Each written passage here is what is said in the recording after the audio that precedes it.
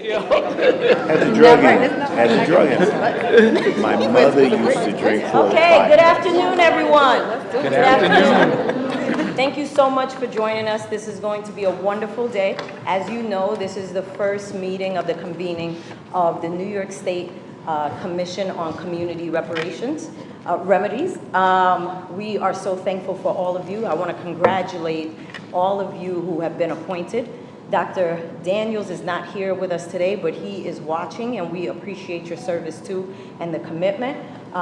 This is officially the start off, and this belongs to you, commission members. And we here as New Yorkers are looking forward to the work that you're going to commit to over the next year, the meetings, the conversations. We know there's going to be some uncomfortable history that's revisited, but we believe that you are all up to the task. The community is up to the task to hear you, to raise however they feel about what it is that you're doing and this undertaking. But this is for New York, so we're very excited about this. I'm not going to be a part of this meeting. My name is Shirley Paul. I work for Governor Kathy Hochul.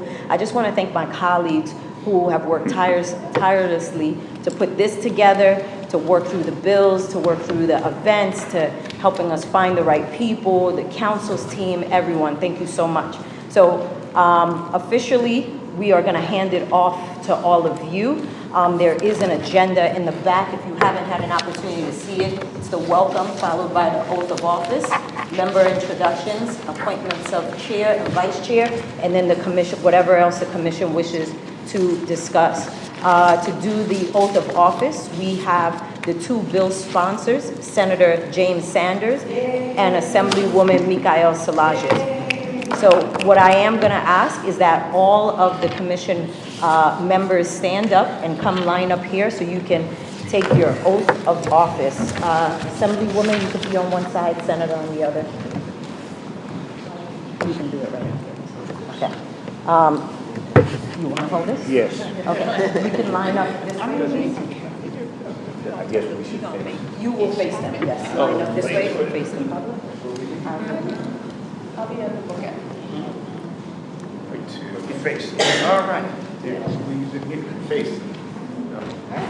Dr. Hamilton, can we just have you all on a straight line? Don't worry. Yes, please. Thank you. Straight line. Raise your right hand. Repeat after me and say your name in the space. Ready? I Tim Holtz.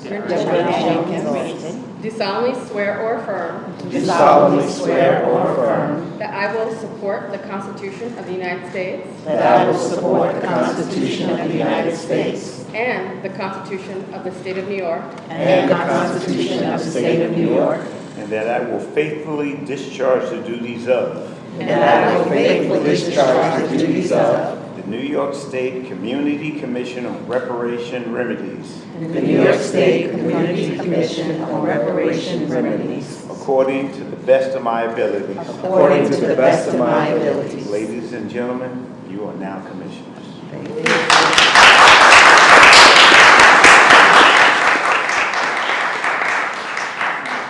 You can take your seats now. I know a lot of you have your loved ones here, or you're just so excited about this, you want to take pictures. Just be mindful that this is being streamed, so we don't want to block people that are participating virtually. We're just going to hear some brief remarks. You know, legislators always There want to you say go. something and encourage you, so we're just going to give them an opportunity. Greetings to everyone. To Governor Hochul, to Majority Leader Andrea Stewart Cousins, to Speaker Carl Hastie, to Assemblywoman Szilagyi, to former Assembly Member Charles Barron, to Reverend Al Sharpton, Hazel Dukes, the Black Task Force, the Black, Latino, and Asian Caucus, most of all to the organizations and the people of New York State that kept the faith. We have been gathered from the four corners of the earth for a meeting 400 years in the making, 400 years. But it's also a humbling moment.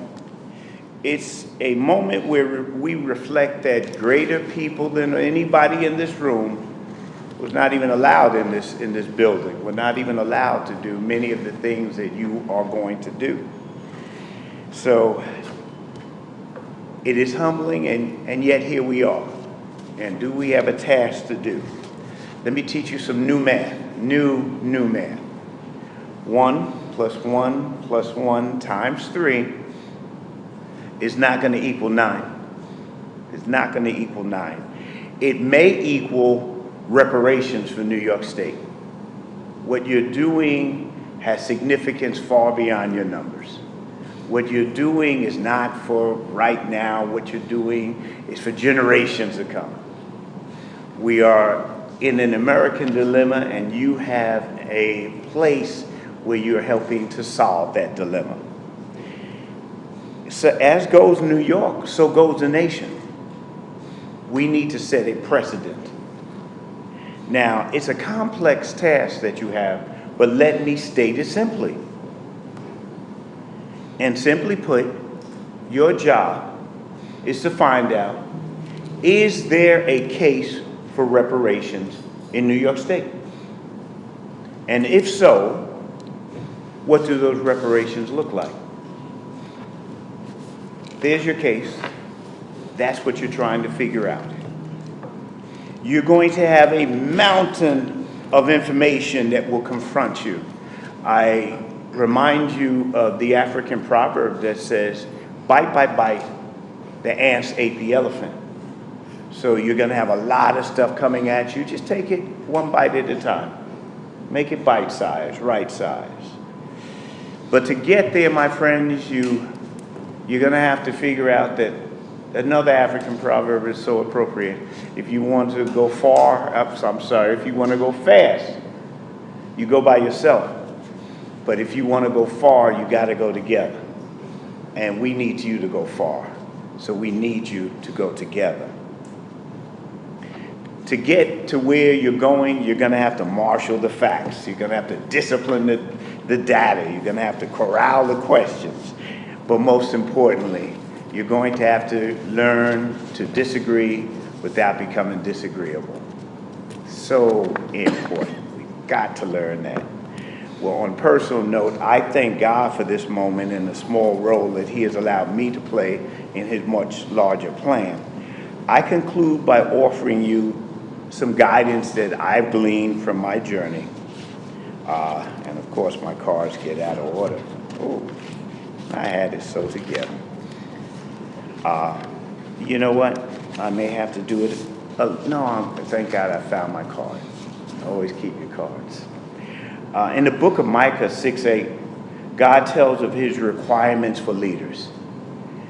It is written, and what does the Lord require of you but to do justice, to love mercy, and to walk humbly with your God? So do justice, love mercy, walk humbly with one another so you can walk humbly with God. God bless you all. Go for it.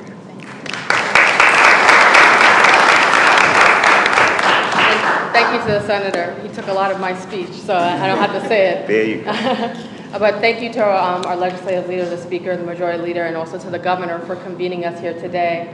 I want to take a moment to always honor our ancestors because we stand on their shoulders. And the luxuries that we have today is because they suffered many, many slings and arrows. And so I thank our ancestors. And as we move forward in this work, I see that there's a lot of hope. There's a hope to solve the injustices in our community and to be able to create a better New York for all. As we said before, and we say it all over, it's all over the building, Excelsior, ever upwards. Ever upwards we will move, unified as one, together, in solidarity. So thank you to the commissioners. Good luck on your work. Thank you to all the staff that brought us here, as well as my colleagues. Thank you, and I just look forward to the good work that you have for us in the future. Thank you. Commissioners, start the commission.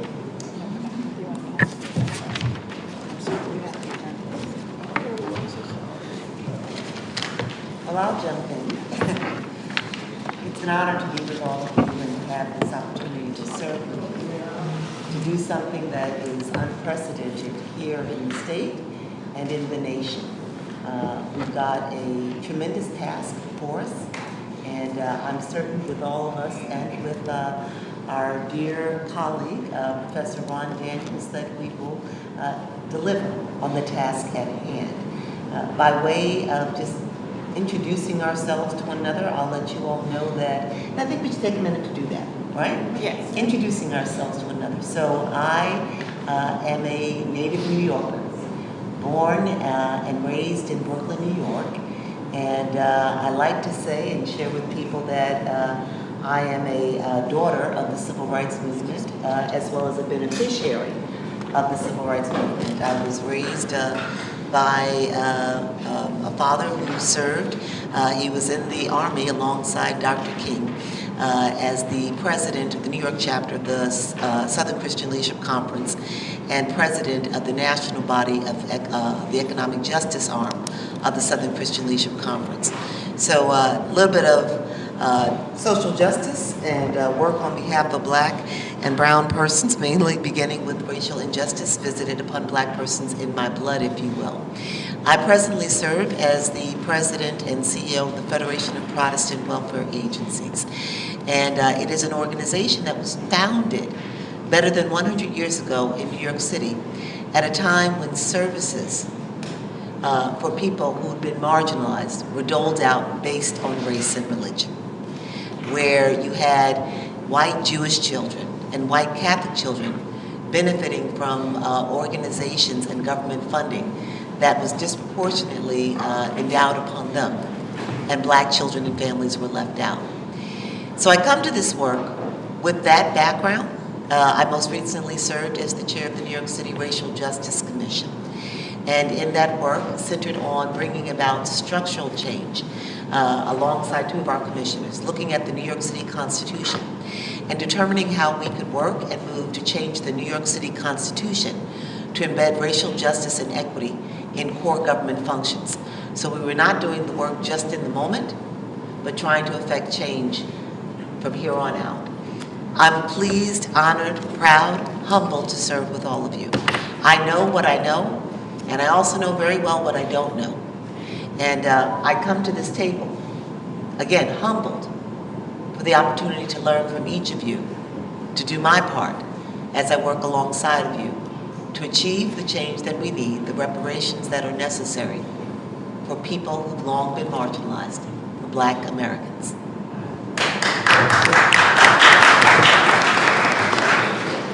Someone once told me to not follow Jennifer Jones Austin after she speaks, and yet I'm sitting next to her.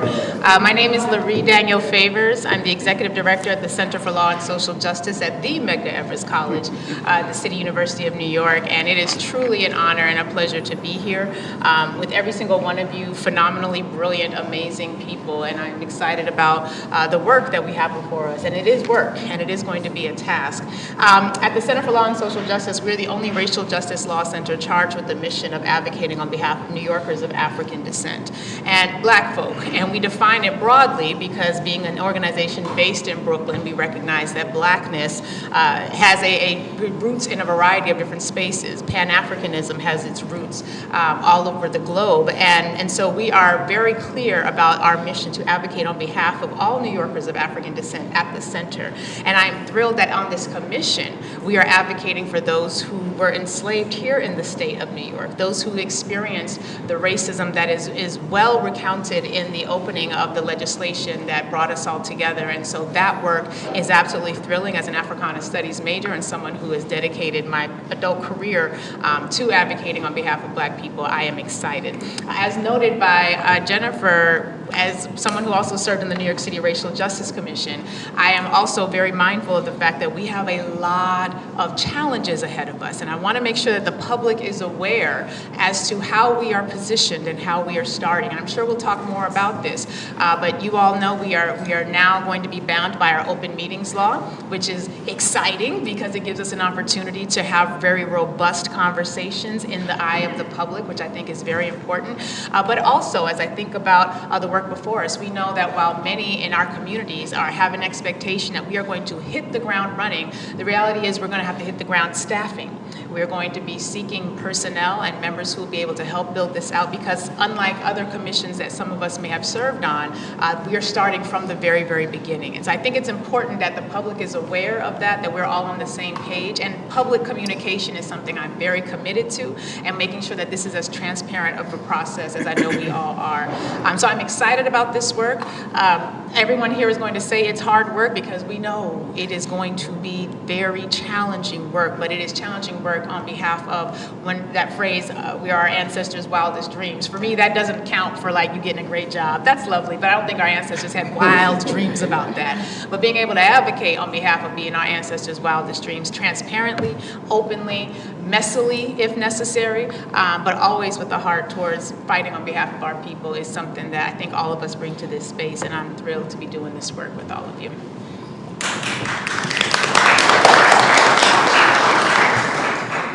So I have the challenge of going after Jennifer and Lori. So it mounts. It is a proud honor. I am Derek Hamilton, the director of the Institute on Race, Power, and Political Economy, a university professor and the Henry Cohen Professor of Economics and Urban Policy at the New School. In my work, I hope it gets characterized as one that is grounded in values, rigor, and curiosity. And I hope those are some motivating linchpins for how we do our work here. I'd also say that any examination of a contemporary phenomena without notions of history are not only inadequate, they're dishonest. I think that an understanding of history of how we got here better enables us to understand that the gross inequities that exist today are not the result of inadequate people or deficient people, but rather systems of extraction and exploitation. So in our work, again, I'm proud that we're going to do the work to try to bring forth the acknowledgement, to bring forth recommendations for redress, which will have the benefit, again, of reframing inequality from inadequacies of people, but more structures and systems that exploit and extract, so that we can come up with new systems that truly empower all of us, so that we can have a human rights economy.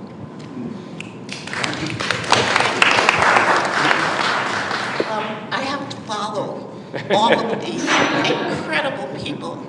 And my name is Linda Tarrant Reed. I am a historian and author. I was born in New York. I grew up in New York. I wrote a book about discovering Black New York. I also wrote a book called Discovering Black America from the 21st century to, from the age of discovery to the 21st century. I'm a little nervous. My goal in being part of this commission is to make sure that the history of our ancestors, which has been largely erased, is represented, and that we're able to tell the story and do the research and do the analytics to come up with the impact of what has happened to our race and what those remedies will be and recommendations. I am also a commissioner of New York State Parks, Recreation, and Historic Preservation. I am also the executive director of the Lincoln Park Conservancy.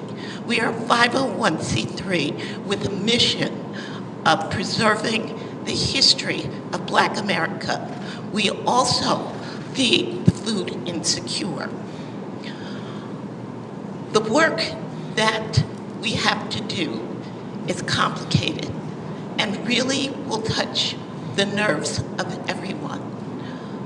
The point of this work is to make sure that our story is told, that we evaluate the harm that was done and recommend a remedy. So thank you. I am humble and happy to do this work. Thank you.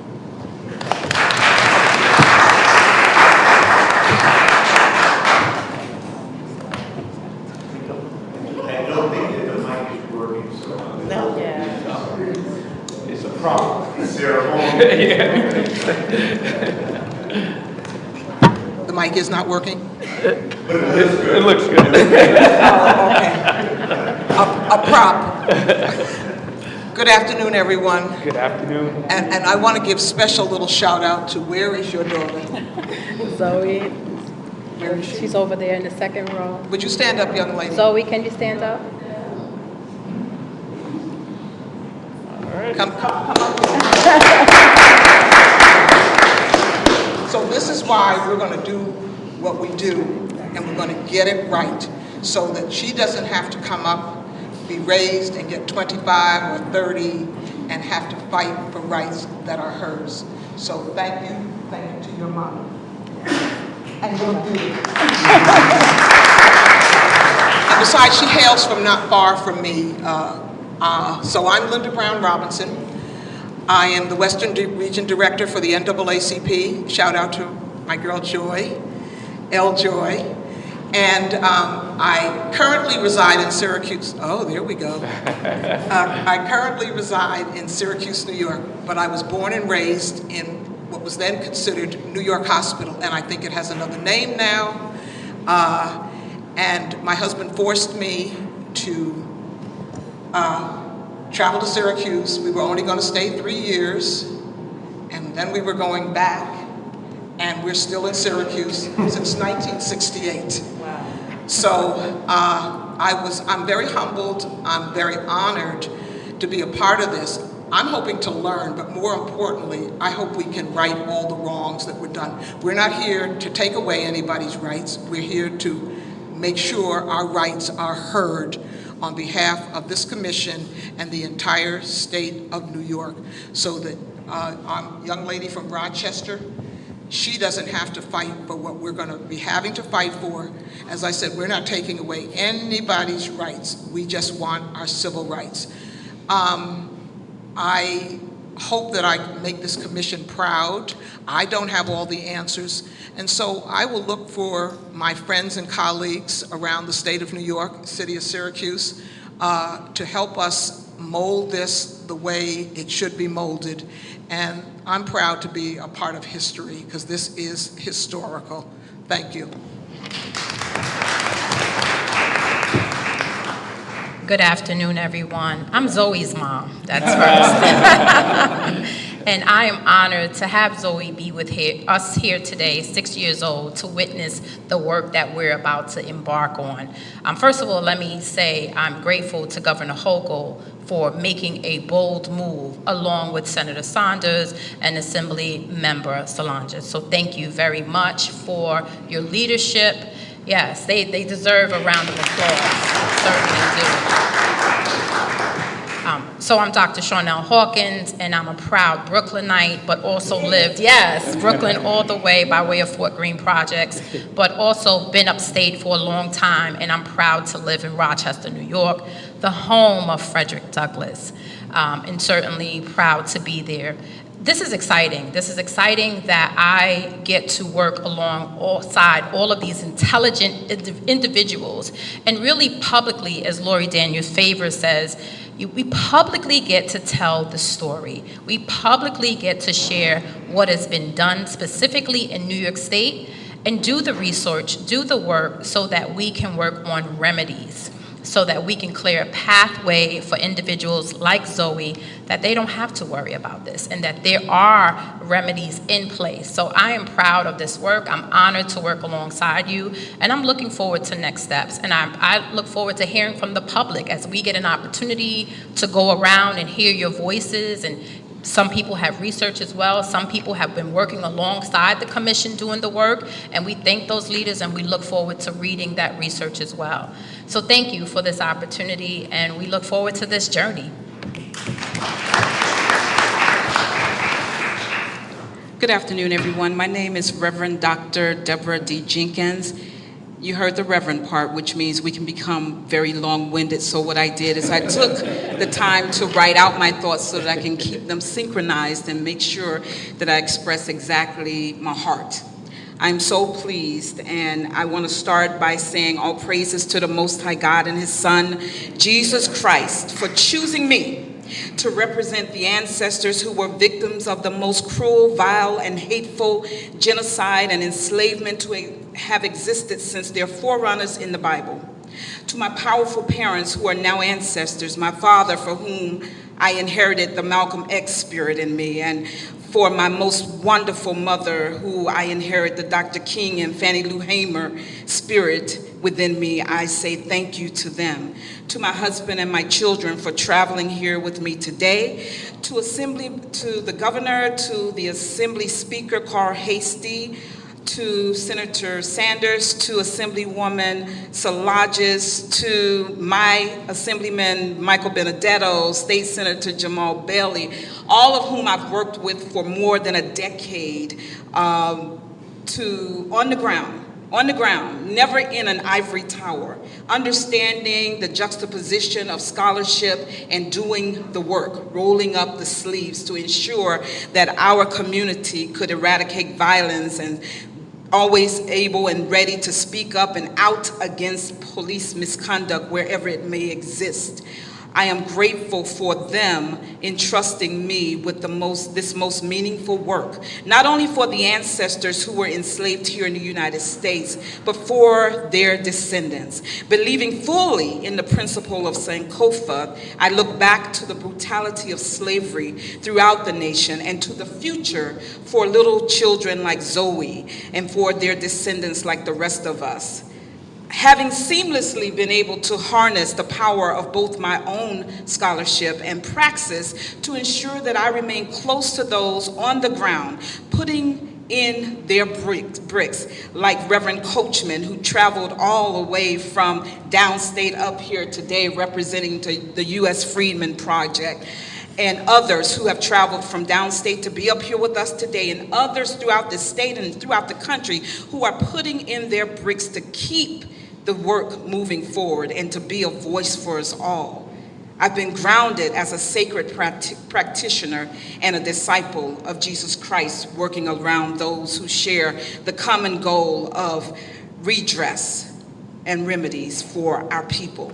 I have and continue to do deep research and study that of notables such as Dr. Sandy Darity and Kristen Mullins, Drs. Mary Frances Berry, Dr. Amos Wilson, Dr. Jawanza Kunjufu, without whom I could not have raised my children in a way to expect and believe that they were as important as anyone else on this earth.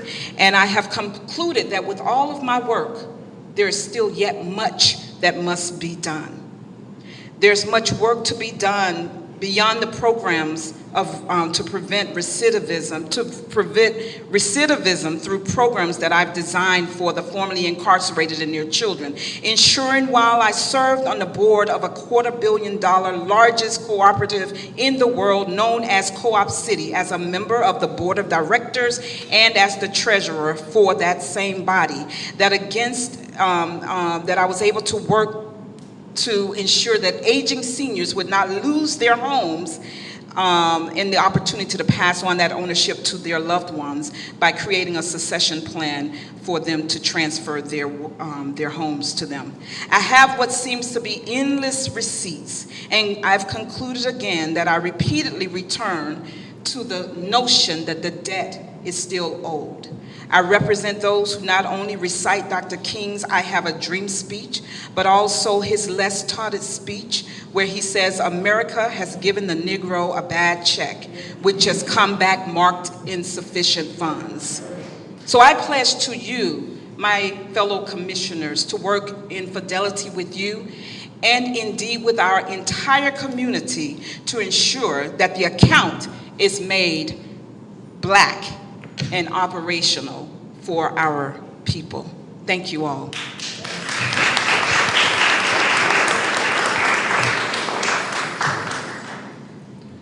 So I was okay until the preacher began to speak. And so I find myself in a very emotional state right now. And not only for myself, I'm just going to ask for the moment that we are in right now, if we can take just a moment of silence just to ground ourselves and to reflect and allow me to gather myself.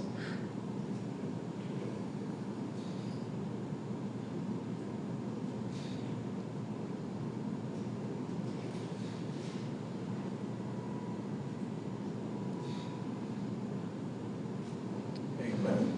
So my name is Timothy Hogues. I am currently the Commissioner for New York State Civil Service, where we are looking to continue to remove the barriers to entry for individuals into New York State government. But that's not even important as we talk about the work that we have ahead of us and the journey that the 9 of us will be on with so many of our fellow residents of New York State. So I'm from Buffalo, New York, and a couple years ago, right down the street from where I live, at Top Supermarket, an individual from outside of our community came into our community with the intention of harming individuals of color, many of which were my neighbors, have gone to church with, have grown up with, their sons and daughters and them themselves. And so we ask ourselves, why in 2024 are we still having to have this conversation? Why do we still have to have the conversation of being less than or looked upon as being less than? Why do we still have the conversation of individuals not understanding and realizing the history and the hurt and the harm and the injustices that have been done to people of color in this country for so many years?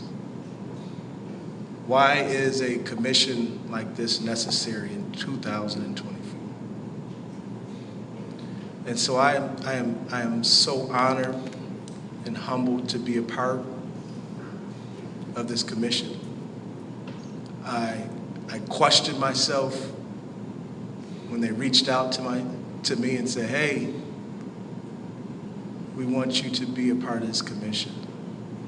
Because the weight is heavy. The work is hard. This is history. If we do what we need to do and we do it correctly, this will change the lives of so many individuals. And I don't take that lightly.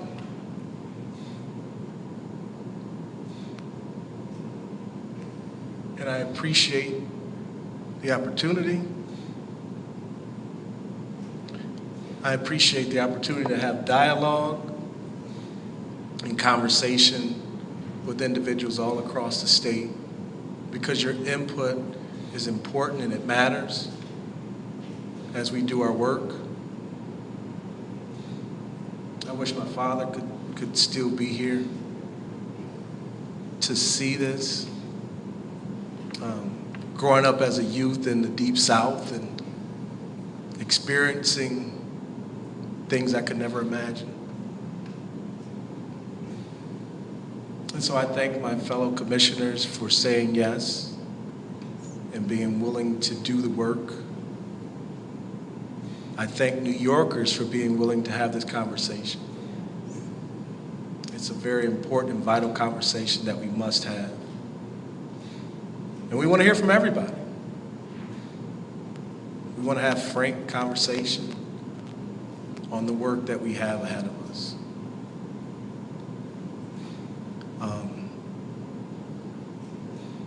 I thank my commissioners that have been through this at the city level, at at some level. And I want to say this publicly, that even though we have just come together, I love each and every one of you. And as we do our work, we have to find a way to take care of ourselves, mentally, physically, and spiritually. Because the citizens of New York State, they are expecting us to do this work. And the only way that we can do this work is if we maintain and properly take care of ourselves. And so there's going to be tough times, there's going to be rough times, there may be yelling and screaming and arguments and whatever, but I'm okay with that. And I'm good with that, because it's a work that needs to be done. So to each and every one of you, thank you. Thank you for allowing me to be amongst you as we continue and as we start this journey. And I pray that it leads to something meaningful and impactful. Not that we're just checking a box, right? Because we've done that. We've seen programs and initiatives that start out with great intention but end up just checking boxes. And so that's not something that I signed up for. And by our brief interaction, I know that's not something that each of you have signed up for either. And so I am a minister at Elam Christian Fellowship in Buffalo, New York, and I can be a little long-winded as well. But I just pray to our Heavenly Father, whoever it is that you believe in and that you pray to, that we do this work in decency and order, that we do this work and we allow the voices to be heard, that we do this work without being fearful of influence, and that the work that we produce at the end of the day will glorify you and do justice to our ancestors. It's in your name we pray. Amen.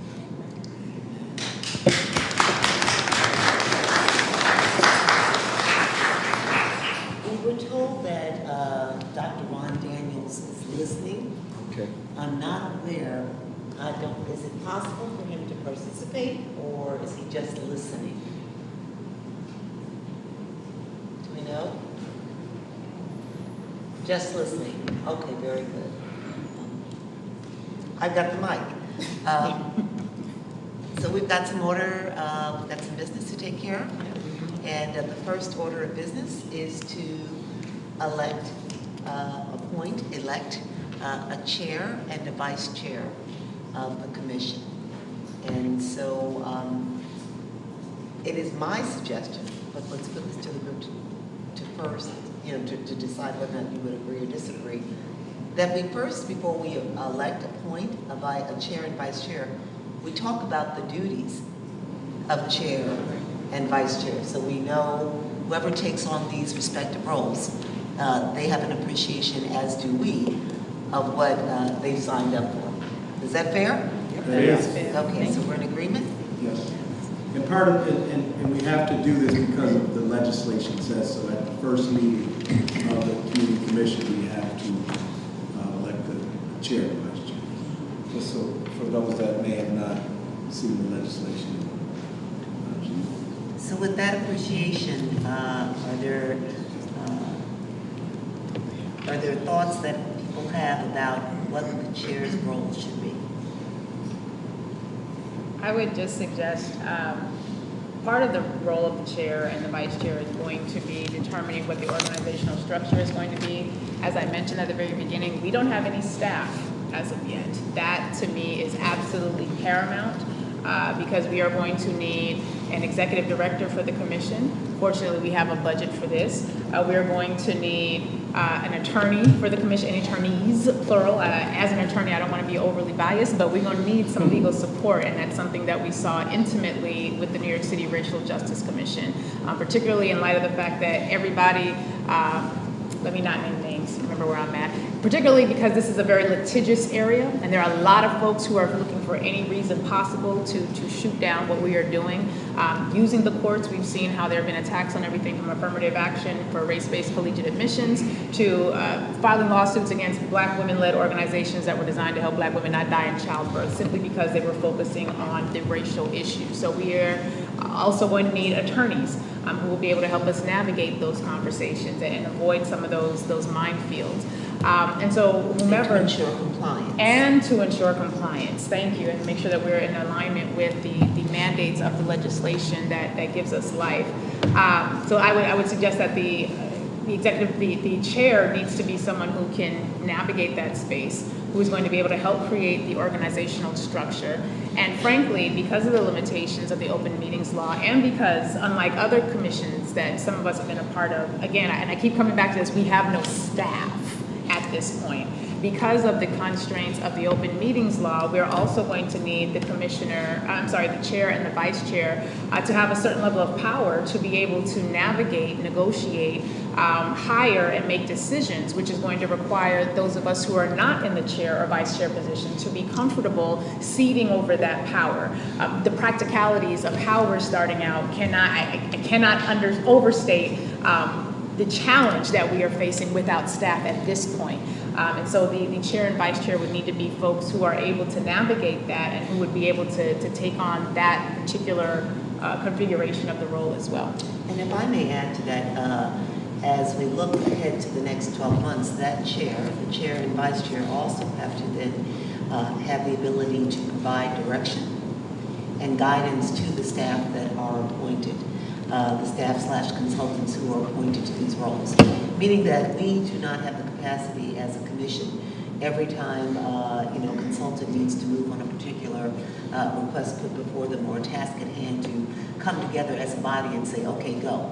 We have to be able to delegate to the chair and to the vice chair the ability to direct, counsel, and guide the staff/consultants in the execution of their duties. I also believe that we probably want to consider adopting Robert's Rules of Order in order to ensure that while we see this authority to the chair and the vice chair, that each voice of each commissioner is seen as equal, and Robert's Rules of Order does that. We are to give the chair and the vice chair guidance. They are not to take this power and run with it. And so because we are limited in our knowledge of one another, that means that we have not built a level of trust. The one thing that we all at this table and Dr. Daniels in his absence have in common is that in some way, shape, form, or fashion, we are all or have been executives. So, and this work is brand new, never done before. This is not, and no disrespect to CORE in the city of New York, this is the entire state, and we're going to consider that we're all starting at the same point, I would think. So I believe that we want to make sure that nobody's voice is marginalized because we give authority and powers to a chair or a vice chair. Good deal, and for purposes of record setting, the commission in New York City was not CORE. Right. It was I'm sorry? The commission, Okay. the commission, just for purposes of record, it was the New York City Racial Justice Commission. Right. CORE is an outgrowth, just for record purposes. Okay, thank you for the correction. Absolutely, absolutely. I also think that the chair and vice chair has to have a knowledge of how New York State works, since part of the responsibility will be to liaison with the departments of the state of New York. I think it's very important for that person or the persons to have the understanding of how to get things done.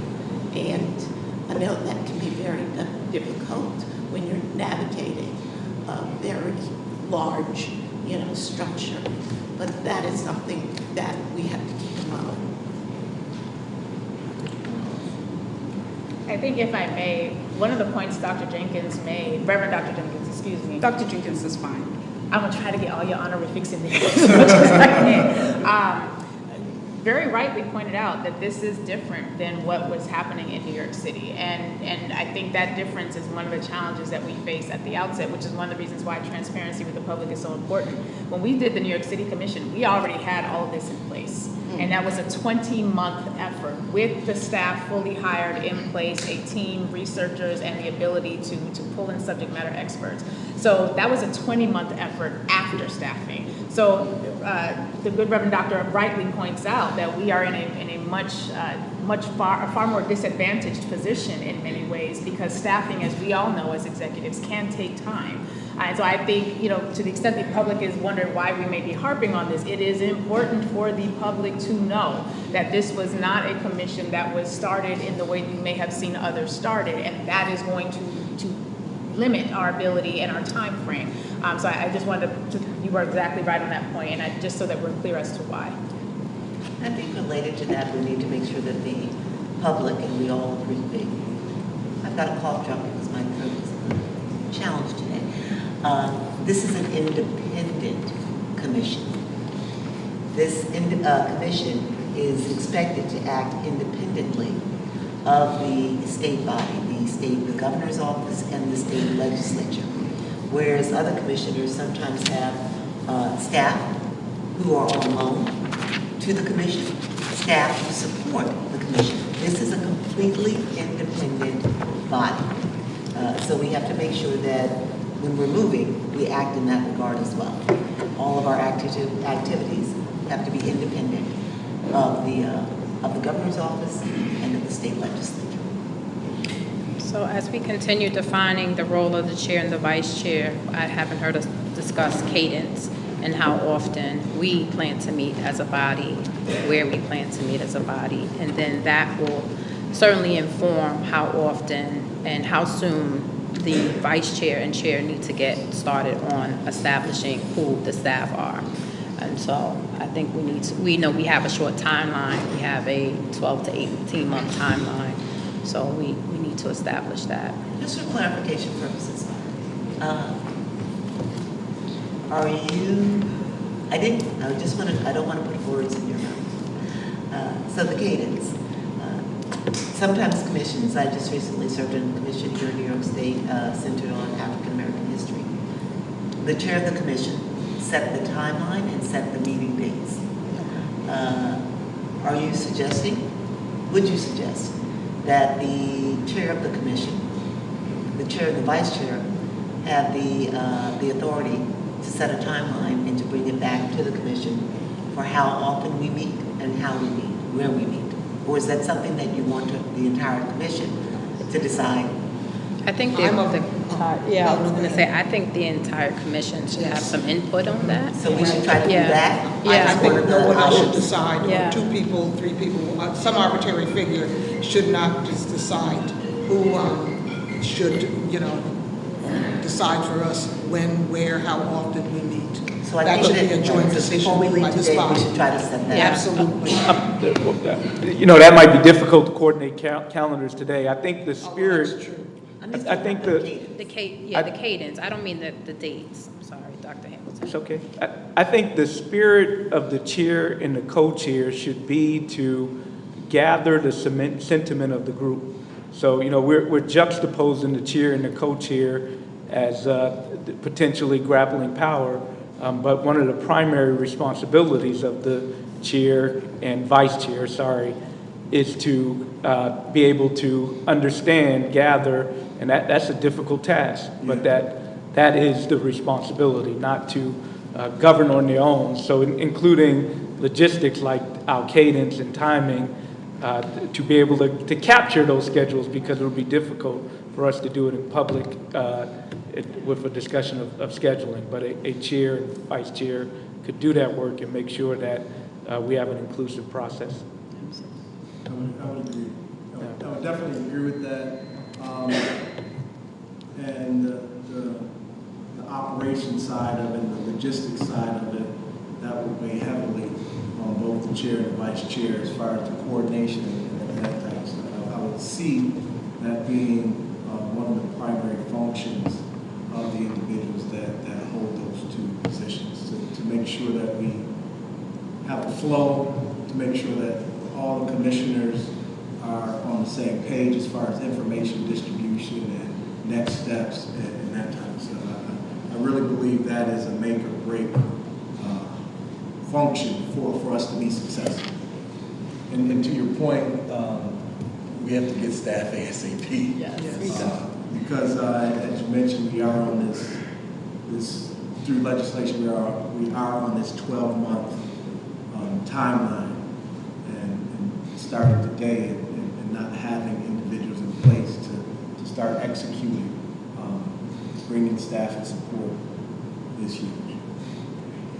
I have one other question with respect to communications, public communications. Do the chair and the vice chair speak on behalf of the commission, or does every commissioner have the right to speak? I believe every commissioner should have the right to speak.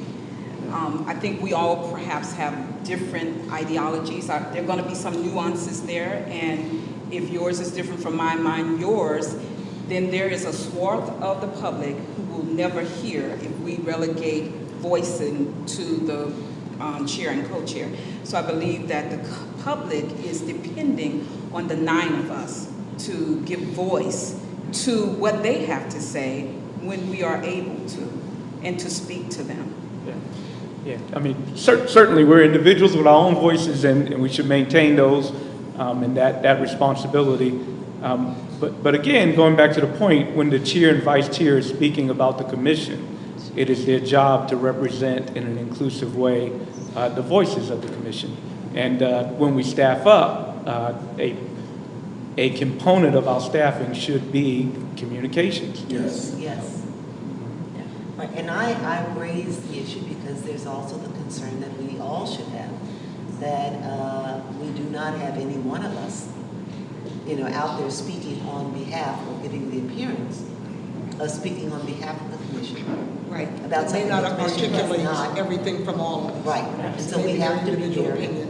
very careful about that. I think we've been given some limited level of guidance on what can be said, and while we are able to determine what goes out, that's why I really believe and I feel strongly about us adopting Robert's Rules of Order. And also, one of the staff hirings needs to be a parliamentarian who is very familiar with that, to ensure that everybody's voice on this commission and those throughout the state who are being represented by this commission, those who have an interest in what happens here, and is represented. And when that person hears that we might be going off a little bit, even if it means that the chair or the co-chair or both are speaking on behalf of the 9, I believe what happens before that person or those people get out there is very important, that everybody's voice has been heard.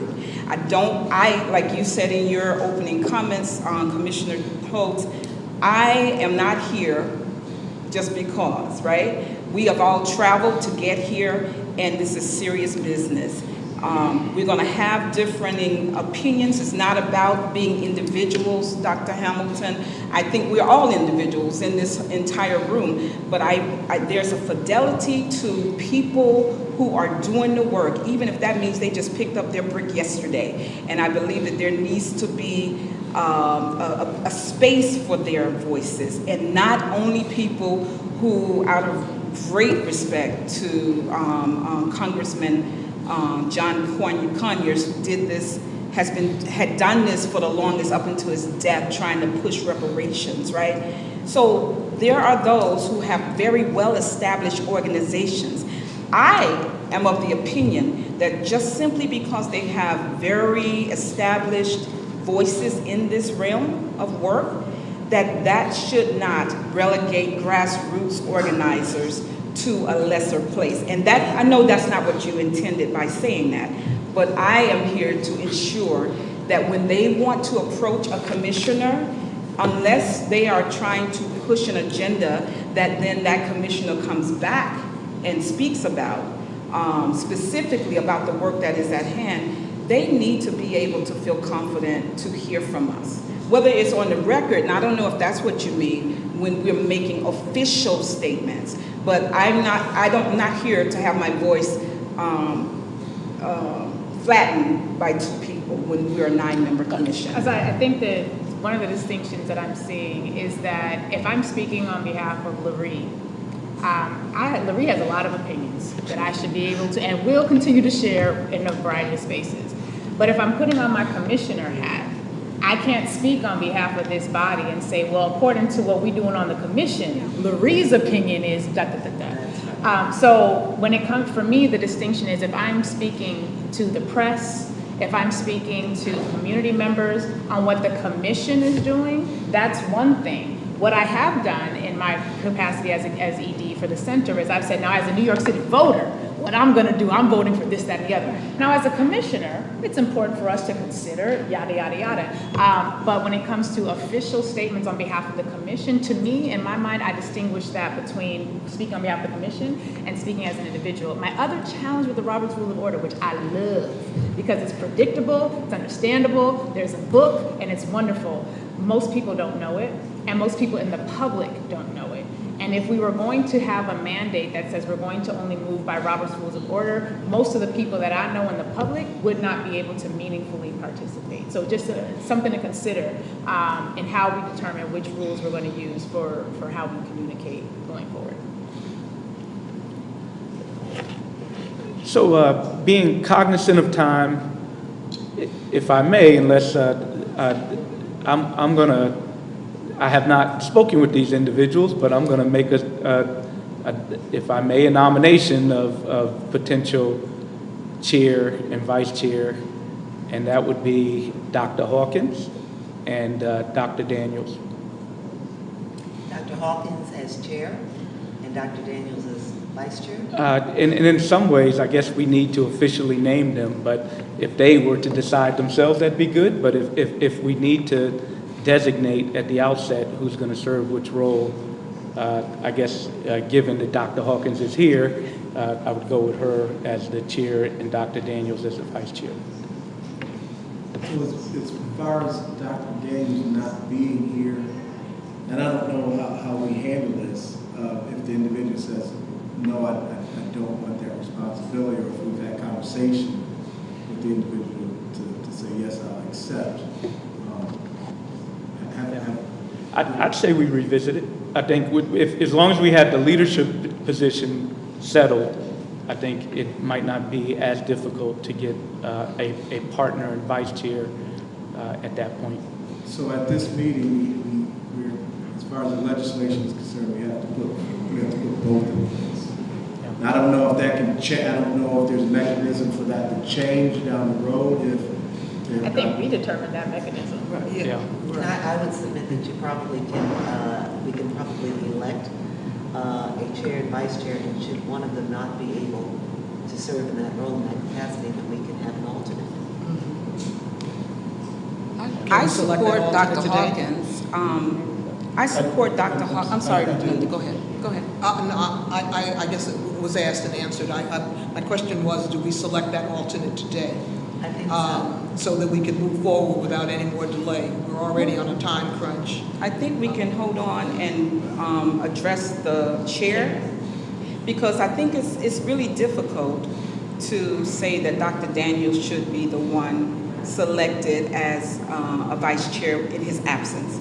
If anything, perhaps he would be the alternate if there is not one sitting at this table who would desire to be the vice chair. Isn't he listening? And perhaps we might have others who might be interested in being the vice chair Here's here. the deal, we don't have to now jump to a vote at this particular point. If there are other persons to be nominated, we should first hear if those names are being put forward, and then we can have a conversation about who are the candidates and their interest, and then a vote.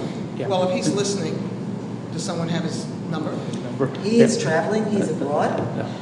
Oh, okay, we did get that email. And just to make it clear, Dr. Daniels had his schedule way in advance of this convening coming together. So Yeah. he believes that it's important and everything. So it's just not him not being here. He had pre-existing plans that included. Yeah, and you know, I'm just going to remind us of the time, just because, and then say, I completely agree with Jennifer's point that if there's alternatives, to what I'm proposing. Obviously, we should consider them, and we need not go directly to a vote. But just to double down on the point of the nomination, I think Dr. Daniels has a long, dedicated career to the issue. So what he brings is a lived experience, knowledge, especially given our tight time frame, that kind of puts us in a position for success. And Dr. Hawkins, in my limited experience, it's evident to me that she brings a sentiment, a will, a spirit of collaboration and bringing people together, as well as organization, which is critical for our success as well. I agree. I think she brings a level of expertise that we're going to need to navigate this terrain. And in fact, she's interested. I'd like to hear if in fact she's interested. Certainly. First of all, thank you. I'm honored to even be considered. Of course, I would love to accept with everyone's support. But certainly we know there's a lot of work to do. And I would be honored to work along Dr. Daniels or whomever else. If he says no, then whomever else serves as the alternative. All right. Are there other nominations for chair? Perhaps one should come from, well, we have one from upstate. The assist would be downstate. So it's evenly geographically. Understood. That makes Yes. sense. So the next nominee, selectee, whatever we're going to call it, should come from downstate. So I think you were still staying on the chair, asking if Right. anyone else Is there anyone? desired to be the chair position before we moved on. Hearing none? Hearing none. All right. Okay. All right. I believe we have All a those in chair. favor? I don't know whether to say woo-hoo or not. So let's officially vote on it, so it's on the record. And I nominate Dr. Hawkins to be the chair of this commission. And I second, if I'm from upstate, I want to second that. all in favor? Aye. Opposed? Now we can vote.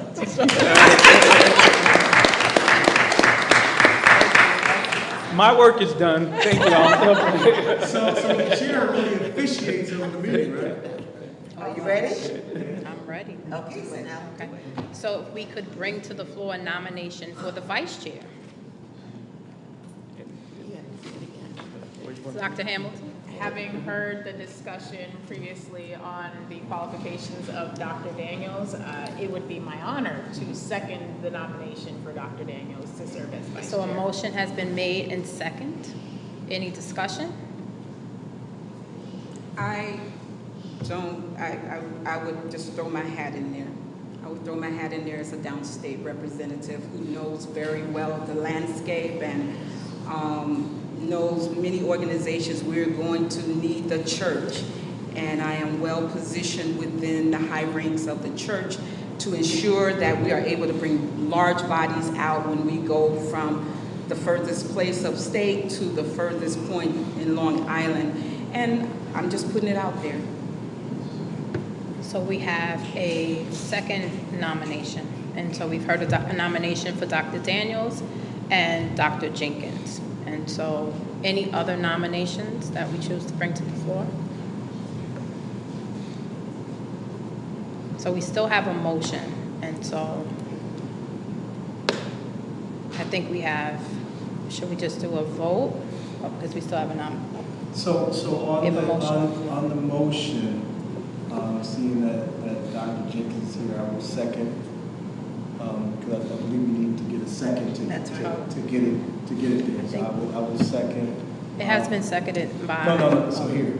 So we have a second, we have a second for Dr. Daniels, so now I'm seconding for Dr. Jenkins. Now discussion. Now discussion. So, I have, well, I would say that I recommend that we make it, that we consider a vice chair and an alternate. And my experience, I guess similar to some around the table, has been that Professor Daniels has now for decades led around the country and internationally to to bring about reparations, and his voice and his leadership in this moment could really, really help to set the pace for New York State to be a model. And so I just put that out there, but I appreciate the work of Dr. Jenkins, and I would recommend that we look at Dr. Daniels as the vice chair and Dr. Jenkins as the alternate. And can you define alternate? Alternate in the event that Dr. Daniels is not able to serve or determines not to serve, then Dr. Jenkins would be designated, that she would be voted upon as the person to serve as vice chair. I think this is a very kind of awkward situation. It is. You have someone who is here, who is, expressing an interest in the vice chair.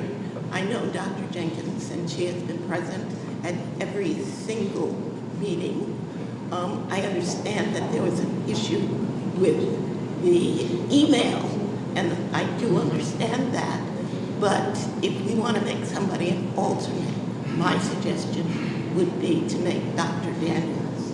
I appreciate that. The only thing that I would say is that I understand firsthand, as Dr. Daniels communicated, I understand firsthand from Dr. Daniels, and as he communicated in his emails, the leadership, the government did not have his information, and so they have not been in communication with him from the very beginning. And I do not think that he should be penalized or seen as not being a participant in this process when he has not been properly communicated with. Through no fault of his own.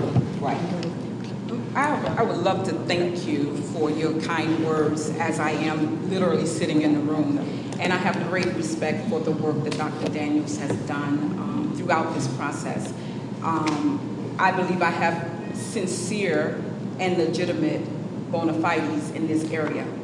Perhaps because he's my elder, I don't have as long a time. But I am very well equipped to do this. I am sitting right here. And I just ask you all not to consider me an alternate so that we can make this a really, really great working experience, and perhaps suggest that Dr. Daniels be seen as perhaps the alternate, if that is a thing. Could we table this particular decision? Because it just seems to me like we're only in this situation because the government's failure to properly notice all of us, which again, I like saying things on the record, so let's say that. Can we make a decision to table the final selection of vice chair? Because I think everybody here is wonderfully qualified and phenomenally capable, and I don't think anyone should take anything from any vote that goes in any particular direction. But if there's a concern that he's not here, and one, we don't know what his thought is on it. Right. But I think that he's been doing this work as long as I've been alive, if not longer. Specifically in reparations, not just in racial justice. Not that any of us are just doing racial justice work. But I'm wondering if we have to have this final decision, seeing as he's only not here through no fault of his own. Well, I would just add again that it's not the lack of his presence.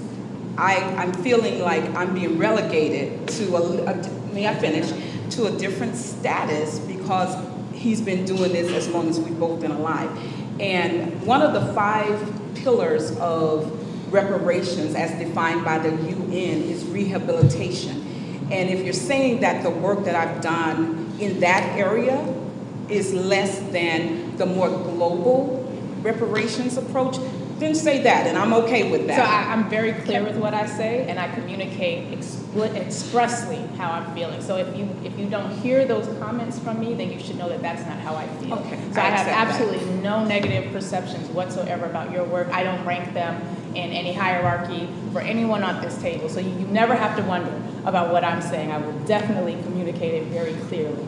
But my vote would go for Dr. Daniels. And that's, so that's fine, why, so let's take yeah. the vote. And if it's Dr. Daniels, then it's Dr. Daniels, but I will not sit here and feel that my work is not as important. So you should not feel that. I We don't. have- and I no don't. one said it. And I was no going to one say, said we it. have 2 motions on the floor. So can I be ready? Yes.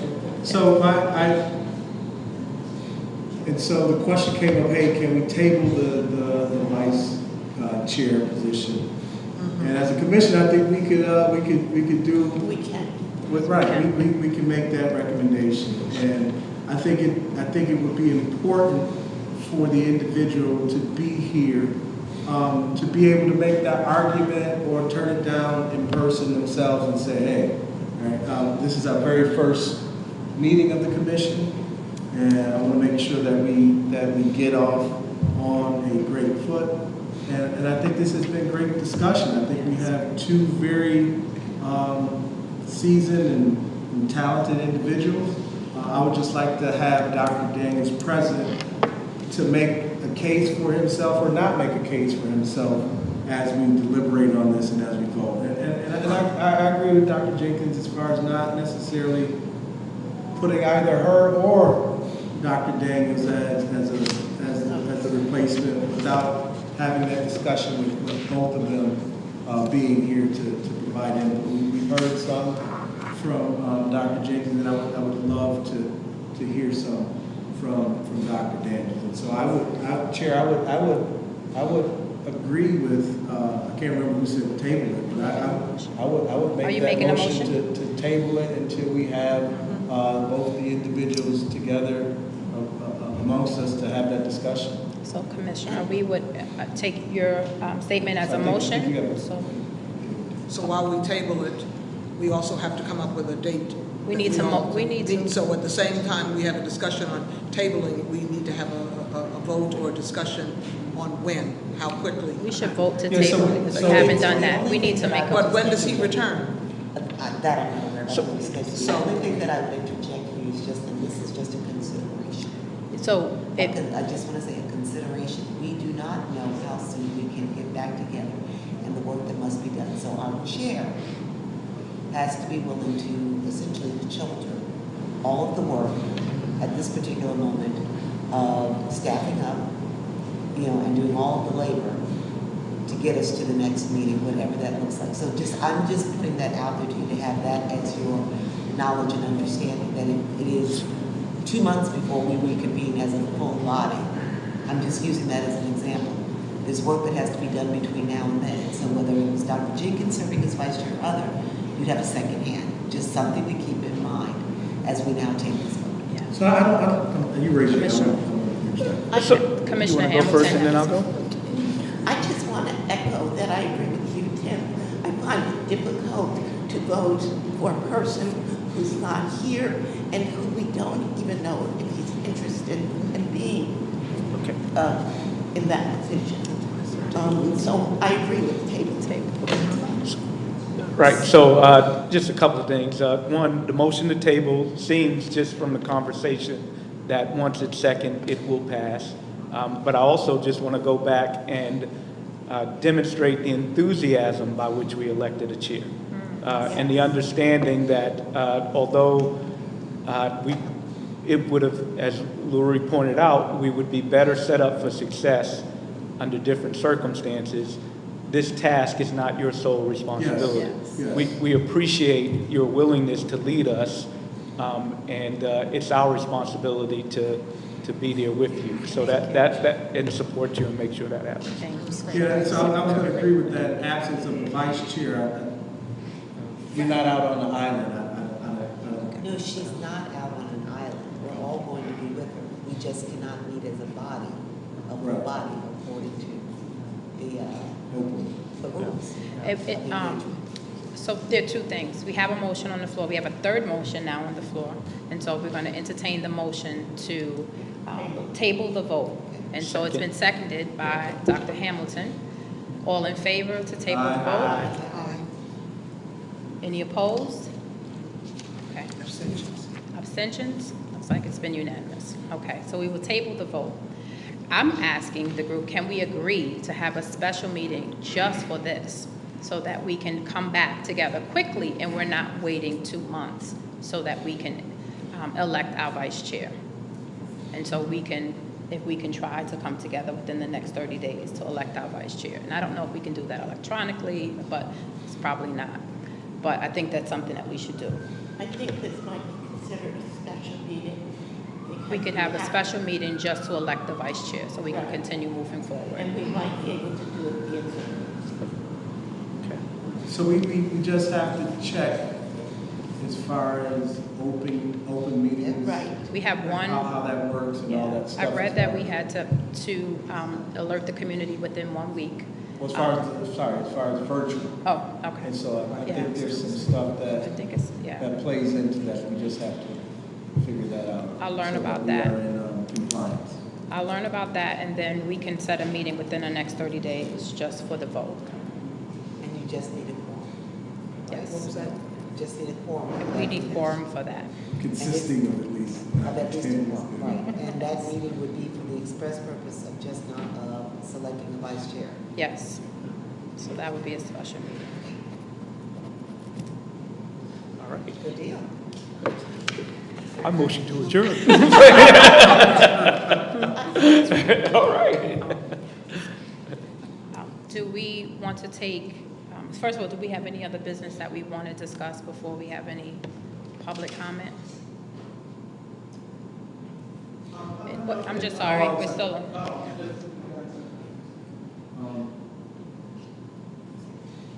Public comments? So she just, I think you decided, is there yeah, anything is there else? any other business for us? Would you like public comments? So our I guess the question would be, if our next meeting is expressly to determine and vote on the vice chair, In the next 30 days.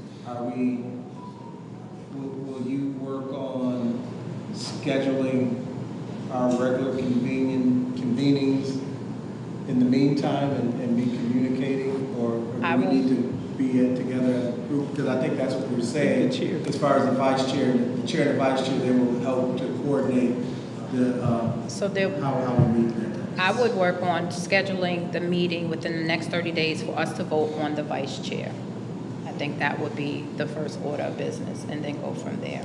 Now, if you would like a draft schedule of meetings, we can do that, but I think that's our first order of business. So, and my last, I'm sorry, wait. The other piece that was brought up is the time it takes to get staff on board. And I don't know if there's a way that we can start, or you as chair can start working on. I think we all agreed on some essential, right? Or do we need to have that I discussion? just think before we adjourn. Yes. We need to a few more establish. minutes to talk about. And I don't think we have a hard stop.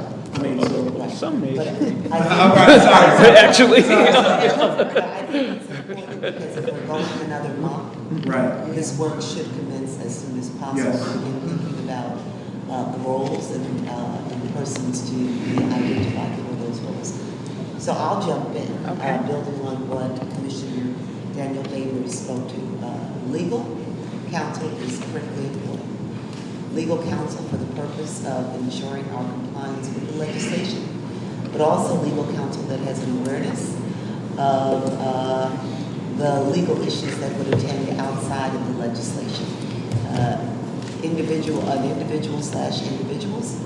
who have an appreciation for what is happening in the world at large, the challenges, the threats, to efforts that are underway in this moment to bring about greater equity and opportunity for persons who've long been marginalized, African Americans in particular. So I think that we need to make sure that I'll just say that in New York City, we did not have one lawyer. We had several lawyers because there were, a boatload of issues. And that we can provide to, if you like, Chair, some information about qualifications, the types of persons that one might look for to fulfill those roles. An executive director, someone who can serve as a chief coordinator, who takes the responsibility of managing the consultants and the staff, as well as working to manage our calendars and communications with the commissioners. A third person, as Commissioner Hamilton spoke to, someone who oversees and directs communications, serves as the point person for the commission when we are receiving requests for information from the public, from media, someone who can actually access and engage with the media when we're trying to get information out. Additionally, we had people who were well-versed and steeped in policy. And I would say that here, policy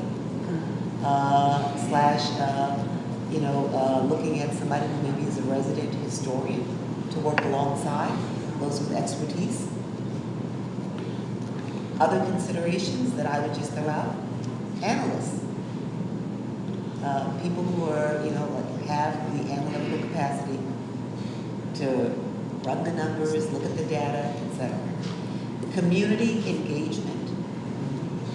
Officers, director of community engagement, personnel, someone who is the point person that helps us to think about how we are engaging with the community and ensuring that the voices of the community are heard.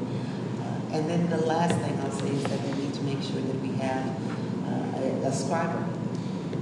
Somebody, a scribe slash secretary, somebody who is really staying on track of what we're doing and ensuring that what we're doing is properly reported, and we're dotting the I's and crossing the T's. The other piece that I think is missing is that we need to establish the budget as far as how much we're going to allocate for salaries, transportation, all types of community engagement. And so are we working on that jointly to put that together? Is that an expectation that we hire someone? Is that an expectation that I take a first draft at it and that the commission looks at it and we all have input? I would just say you could look to your executive director / someone who performs in that role, executive director, kind of like a COO. We still need to establish what the salary would be. Oh, absolutely. Yeah. I'm just saying that that's somebody Yes. who then could help you to set that structure up. Yeah. And we also need a parliamentarian. I'm sorry. Yes. I'm sorry. Yeah, I'd say operationally, I'm not sure that we should necessarily have this conversation right now. I think that individually there are, right? I think that there are a great number of resources that should consult with the chair to help design an approach for us to achieve these things. For example, Dr. Jenkins and Jennifer, I think, have some experience, as well as some other commissions that have existed. So we clearly need infrastructure, but I doubt that we as a committee can define that infrastructure right now in a debate forum. And at the risk of going on, I'll just put a button on it and say, with some time to think about it and consult us as individuals or various other entities that have done this, come back with a well-defined plan and, again, take the message that we trust your leadership and expect that you in consultation can bring us something. So I will say that I do think the operations position is very important.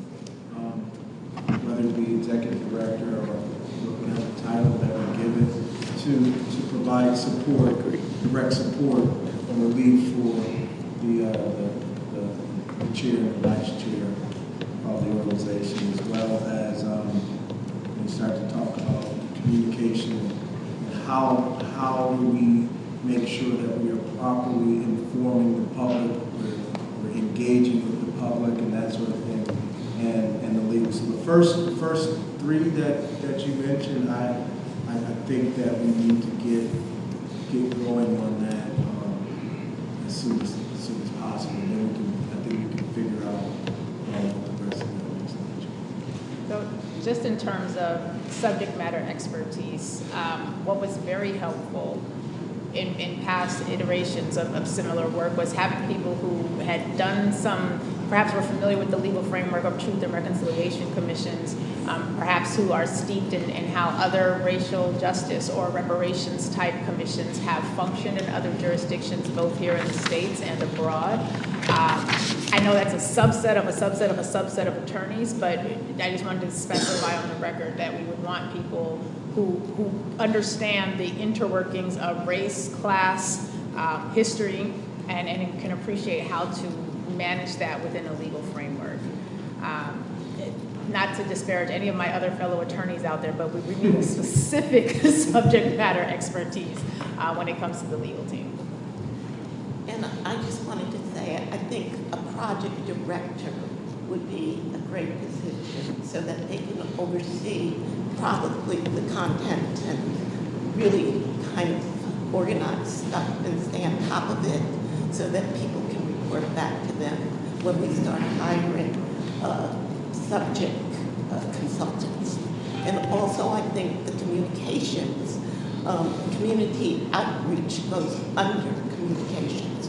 So the communications department or section would have community outreach as one of their duties.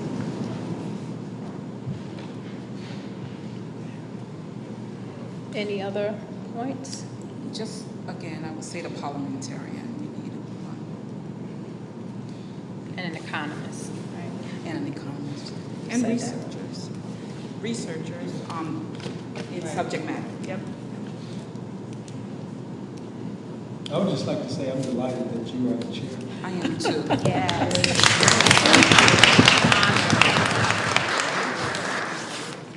I'm honored. Okay. Next meeting, job descriptions, we'll have all that done. Be ready. Okay. Do we want to open the floor to the public? I'm sure, what is our time? Yes. Okay. With the understanding that some commissioners may have to Yes. depart. We'll give, 10 minutes for the floor? I just want to know, at the next meeting, when you're voting for the vice chairperson, is that going to be open to the public as well? Or is that going to be a closed session? We'll be open to the public, and we're going to try to make that meeting virtually, if we can do that. Also, when they have the meetings to the public. You want the microphone? You need the mic because. Oh, microphone, right. Where's the mic? The first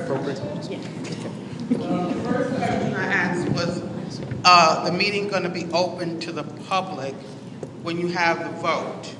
And I think that you responded to that. The second question I have is about transparency. When you have the meetings, how will the public be able to know that you guys are going to have the meeting? Will it be posted? How are we going to advertise it? Because this was like a needle in a haystack for me to find out about this meeting. And moving forward, how would I be able to attend meetings? Also, will you be having all the meetings here, or is there going to be other places? That's a great question. It's a great question. The commission does have a website. We do know the commission has a website. We're required to provide 72 hours notice of a meeting. I know that, and so I think we'll have to look to our state partners to learn how else we can promote the meeting so that you all are aware. But everybody I would just add that to your point, that's one of the roles of the communications and community engagement personnel. The communications, if we have somebody overseeing communications and community engagement, that will be one of the responsibilities. That should be one of the responsibilities to make sure that we are have a setup where the community at large has knowledge of what the commission is doing on a continual basis, when meetings will be held, and to the extent that we can provide a schedule well in advance, we would aim to. I would think we would aim to do that as well. Would that person be on board for the next meeting that's going to happen? No. Probably not. I think I wanted to say, based on the information we've received, every public meeting has to be noticed. It has to be published in a place. There probably will be a link on the website, the Reparations Commission, that will take you to that link. But besides that, it has to be publicized. It has to be put in the paper. You know, that's something Once we that- get staff, we'll get better at this. This is the first meeting. That is something we will. Commissioner Hodges. So it is our desire to make sure that the public is well informed of our meetings. We understand that this one was a little rough as far as us coming together and individuals that were organizing us to come together. But when you asked about will we be meeting here every time, no, we will not. If you look at the legislation, it talked about us going across New York State, so being in various parts of the state to get input from individuals and have that opportunity for them to have access to us. As far as the website, we know that not everyone will go to the website, so we will be able to figure out ways to post and have the meeting information in areas that individuals will be able to see it. And if there are recommendations for where and how, I believe the chair will be open to receiving that, and whatever is practicable for us to do, we will make sure. Because once again, we want to get the voice of the public. And I also think that all the meetings will be streamed. So there will be a place or, a link, probably on the Recreation website, where we have meetings in other locations throughout the state. I think you're going to be able to do. Will the public be able to send in questions at that point? Well, that is something that. So if we, please don't hold me to it. So yes, so if we are holding virtual meetings, there has to be a way for public comment to come in that way. If on the agenda we say that we have a portion for public comment. We want to acknowledge that we have a question over here, and then I think we'll have room for one more question after that. It's not mainly a question. It's just this is the first meeting, and already there's a lot of miscommunication. I mean, the person that was supposed to be here, it sounds like the information didn't get to him either in time. Just moving forward, as far as the public is definitely very emotional. This is everyone's lives. All of us are in the field. Just moving forward, you have to consider the public. You have to. Because you guys are representing us right now. And just seeing this meeting right now, there's a lot of concerns already that I have. So it's just something that you guys definitely have to work with each other, because again, communication is key. And just seeing within this first meeting, you guys definitely got to work on the communication, because you guys are the voices for us moving forward. I just want to say, for the record, we were all as similarly uninformed about what was happening as was the public. And so, yes, that's one of the reasons why getting a communications team on board, and again, this is why I keep coming back to not having staff before we were convened, is a challenge.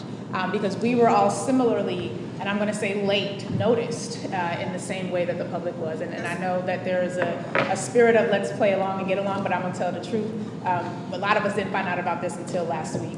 So that's right, but saying that to say that's with the structure that existed before we were convened. Right, and you guys are here to change that now. Yes. You guys are here to change that now. Okay. So moving forward, I guess the next meeting, definitely that should be something that's key, because that's a problem within just our history in general. We don't get all that information at all. We really don't. And if we do get the information, it's like a telephone game. All this is misinformation. So just the front, like basically the attitude, or just what you guys are doing is you want all the information. You guys should be getting that information equally, and just as much as you guys is the public. Because there's going to be 10 of me. There's going to be 10,000 more, 10 even more stronger than me that's going to come in here, and it's going to ask you all these questions. And we're going to bring that. I know I am, because I just know I am. Right now I'm a resident, but I do work for the city, and there's a city of Albany, we have a lot. There's a lot to talk about. And so if I may as well, part of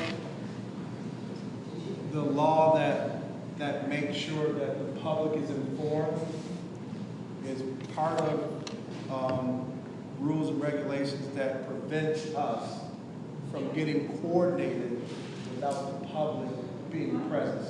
So when we talk about the open meetings law, so I forget how long ago that we were presented with the opportunity that we're going to be in panel to do this work.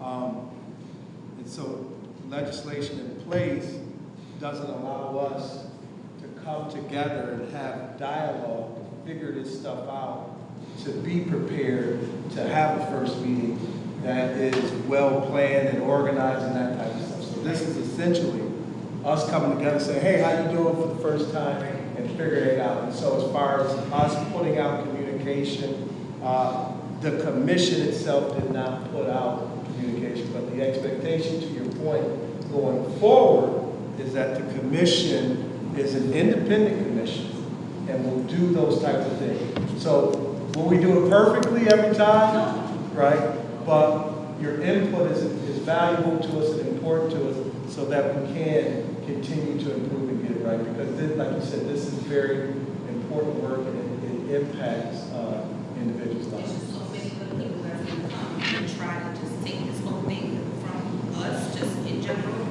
They're going to spin it. It's just more about just you guys are really working as a unit, you guys working as one, but then also being that voice for us because we're going to get lost. Thank you. Thank you. Okay, thank you. I just have a question. I think it would be good to make it available for the public to call in with comments, because everyone can't come, physically come. So there should be a way where those who have comments to make should be able to call in. Because this is the reparations, this is for the community, right? So we all need to be able to give our input and also to call in with our input, because we want to be heard. Thank you. I certainly, as we take our last question, I certainly imagine a place for community members to make comments and for us to get that feedback prior to the meeting, for you to ask questions so that we can be in a more organized fashion and have the questions ahead of time. As we all said, this is our first meeting, first gathering, and so we do plan to get better as we go along. So thank you for your support, your patience, and we're looking forward to being on this journey together and getting better every single meeting. And if we're not, we want that feedback. We certainly want that feedback from you. I know this gentleman right here has been waiting, and then we'll take our Commissioner Daniels' favors and prepare to adjourn. So a couple questions and then a couple of observations I'd like to make. First question is, what was today's mission? Clearly, what was the objective for today? To elect the chair. Yes. And vice chair. So we didn't accomplish that today. Yeah. So we didn't accomplish that today. And I'm going to say to you that we have a willing, ready, and able body here. There are always going to be people that can't be available at certain points in times. I don't think that it diminishes the contribution that any particular person would make. If people have preferences for a vice chair or whatever, it wouldn't diminish that person's contribution to this body if that person isn't able to serve in that. But I think it's important to always fulfill your mission at each meeting, because otherwise it's a short time frame. It's a very short time frame to get the work done that you need to get done. So I understand that it appears that people have preferences for certain things, but you're all here equally. That's the most important part, and your contribution has got to be effectively equal, or at least valued in the same way. And so when you have people that are here willing and able, and I would have liked to have seen that for any position, that it first be asked who's willing to serve in that position before someone just decides, I'm going to nominate someone. That's just, to me, inappropriate, right? You want to know who really wants to serve in that position before you just decide we're going to nominate someone. So let's pay attention to what we're doing, because we are in the public view, right? And to say that, I hope that in the next meetings, people are more organized and more informed, and that we can just move forward more effectively, because the time frame is so short, and we're going to hold you all accountable in terms of that time. Thank you. Commissioner Daniels. Yes, and thank you so much for that comment. And I think that's one of the reasons why Commissioner Hogues referenced the fact that by law, we were not able to have conversations ahead of time to ascertain a lot of this information. And as I've said before, and I'm just gonna say it, some things feel like a setup, right? Like some things when you look at how, I'm gonna say it because I'm gonna say it. Some things feel as though they could have been set up far better for success. And it is important for us to acknowledge the fact that we sometimes have an unserious approach to very serious matters. And when that unserious approach is something that we are subjected to but did not initiate, I think the public should know that. Because I think your point is absolutely on point. So I just, and I have not conferred with any of my fellow commissioners on this point, this was not set up with the best of launches, as it should have been, in my personal commissioner perspective. But however, here we are. We're gonna make the best of it. We have an amazing chair who's gonna be phenomenal. When it comes to the voices of the people, so one of the things that I've done when it came to redistricting, and the Center for Law and Social Justice was the convener of Black New Yorkers for Fair Redistricting, we had to teach our people how to submit testimony. We had to teach our people how to get those comments in, because there are some ways that we can take comments that are really effective and others that are less effective. So we had to talk to folks about, when you testify, if there's a 3-minute limit on testimony, please don't spend 98 seconds talking about who you are and how many kids you have and where you live, because you don't miss over half your time getting the information. So what we are going to need, Madam Chair, if I may suggest, what we are going to need are community representatives, those who are holding up this work and those who are side-eyeing a little bit, because we understand the side-eye is necessary every once in a while or for a long while. We also need to teach our folks, how do you testify at a commission meeting? If there's a 3-minute limit, it's a 3-minute limit. And if you want to say something more, you might have to write it out. Some of us are better speakers than we are writers. We might want to talk to text. We all got these little devices. You can talk your ideas into your phone. It'll type it out for you.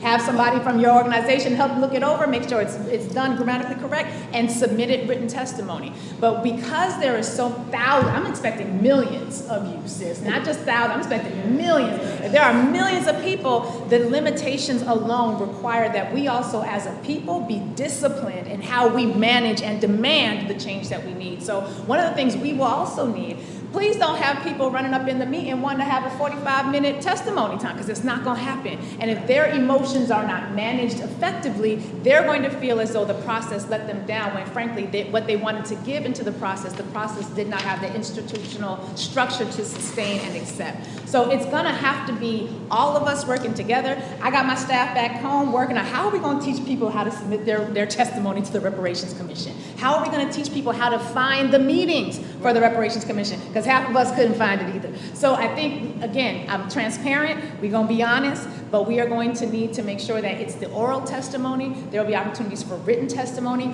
Hopefully, our communications team will also have some social media expertise, and we'll be able to make sure that on Instagram, Twitter, or Snap, whatever the kids are using, TikTok, whatever it is, that we'll be able to get it out there as well. But again, I'm coming back to the staffing component. I want us to make sure we are clear, that we have an understanding of what is happening, what can happen, what the limitations of the open meetings laws are. The brother pointed out, we can't have a quorum and be making side deals and having meetings and agreements, and y'all don't know about it, because then they're coming for us, and I love y'all, but I don't love y'all enough to give them a livelihood. So there are things that constrain us, that will require us to be open. It is going to be bumpy, and while the beginnings are less than auspicious, the life of this body can be dynamic, can be amazing, and we can have some of the most phenomenal outcomes, because we are here to work on behalf of people like the millions who I know that y'all are going to bring. But we got to make sure as we bring our millions that they are prepared to make the best of this process and not use it as a sometimes we have seen that these spaces can be more emotional therapeutic sessions, right? And maybe part of reparations is we need group therapy. I'm willing to support that, but the hearings are not necessarily going to be set up to take that sort of emotional unburdening. And so we got to know that, and we got to know how to prepare our people to be as effective as possible as we engage. So I just appreciate everything that you said. I appreciate everything that has been said by those who have spoken on behalf of the public. And all of this is now giving me greater concern about the timeline, and the fact that we have now determined that we are going to come back in 1 month for a special meeting with the express purpose, the sole purpose of determining a vice chair. If we let a month go, and we are only centering on a vice chair at the next meeting, and we have not, at that next meeting, decided upon a process for community engagement, for outreach. We haven't determined a timeline that takes us through the 12 months. We are setting ourselves up. We are participating in our own failure and demise, because we'd have to go then another month or 2 months to agree upon a process to agree upon a cadence, the outreach and engagement across the state of New York. And so I would just, I would ask, Chair, that we consider that this not just be a special meeting, that we come back in the next month, and that in that next month's meeting, in addition to deciding upon a vice chair, we make a determination about a process, what that looks like, a cadence of meetings, a schedule of meetings that take us around the state so we get going. Absolutely. Any further comments from the commissioners before we adjourn?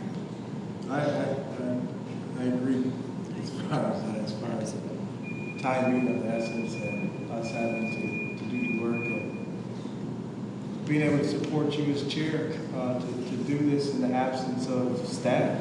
Absolutely. It's critical, so. Thank you. Yes. Together, we will get this done. Absolutely. Any other commissioners want the floor? I'll make a motion to adjourn. So moved. So adjourned. A meeting adjourned. Thank you, everyone. Thank you.